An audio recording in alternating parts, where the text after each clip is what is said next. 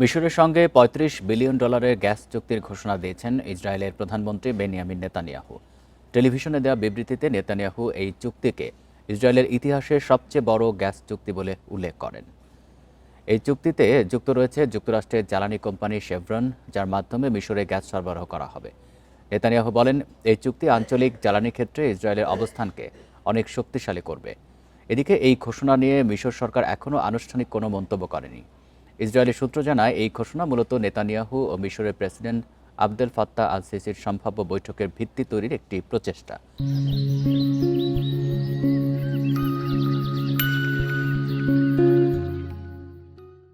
প্রায় এক দশক ধরে দুই দেশের নেতারা প্রকাশ্যে কোনো বৈঠকে বসেননি।